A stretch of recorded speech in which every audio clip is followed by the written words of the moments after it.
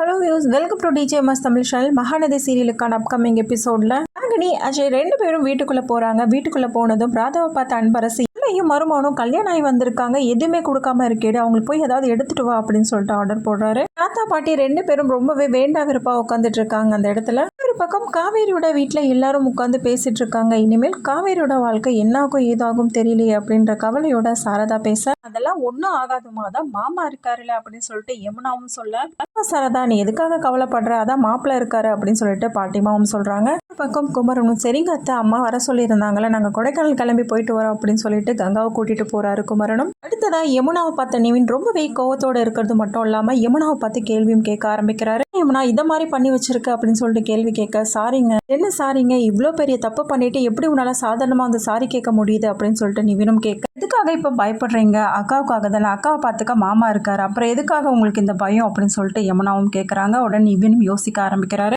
வா காவேரி, அப்படி சும்மா வெளியில போயிட்டு வரலாம் அப்படின்னு சொல்லிட்டு காவேரி விஜய் ரெண்டு பேரும் நெல்லியில நடந்து போயிட்டு இருக்காங்க. இந்த பக்கம் அஜய் ராகினி ரெண்டு பேரோட ரிசப்ஷனுக்காக பசுபதி ரெண்டு பேரையும் வந்து கொடைக்கானல் கூட்டிட்டு வந்திருக்காரு.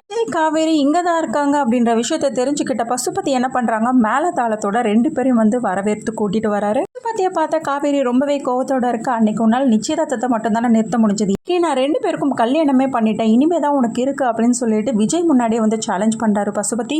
ஒரு பக்கம் காவேரியை பார்த்த ராகினி வெறுப்பேத்துற மாதிரி பேசுறாங்க. நடந்ததெல்லாம் பார்த்து ரொம்பவே கோவத்தோட இருக்க விஜயை பார்த்த காவேரி, பாத்தீங்களா அந்த பசுபதி பத்தி நான் எவ்வளவு சொல்லியிருந்தேன், இன்னைக்கு எந்த மாதிரி விஷயம் பண்ணிட்டு வந்திருக்கான் பாத்தீங்களா அப்படின்னு சொல்லிட்டு நியாயப்படுத்தி பேசுறாங்க. இதுக்காக தாங்க பயந்துட்டே இருந்தேன், இந்த மாதிரி ஒரு நிலைமை வரக்கூடாதுன்னு சொல்லிட்டு தானே யோசிச்சேன், இனிமேல் தான் உங்களுக்கு புரியும் பாருங்க அப்படின்னு சொல்லிட்டு காவேரியும் சொல்றாங்க. அப்புறம் பசுபதி ராகினி உங்க ரெண்டு பேர்கிட்ட இருந்து விஜய் எப்படி காவேரியை காப்பாத்துறாங்களோ இது எல்லாமே தெரிஞ்சுக்கலாம். அதுக்கு மறக்காம நம்ம சேனல் வந்து சப்ஸ்கிரைப் பண்ணிக்கோங்க, கூடவே இருக்க அந்த பெல் ஐக்கான் கிளிக் பண்ணிடுங்க, அப்பதான் நான் போட அடுத்தடுத்த வீடியோஸ் உங்களுக்கு நோட்டிஃபிகேஷன்ல வரும். ஓகே வியூஸ், தேங்க்ஸ் ஃபார் வாட்சிங் திஸ் வீடியோ.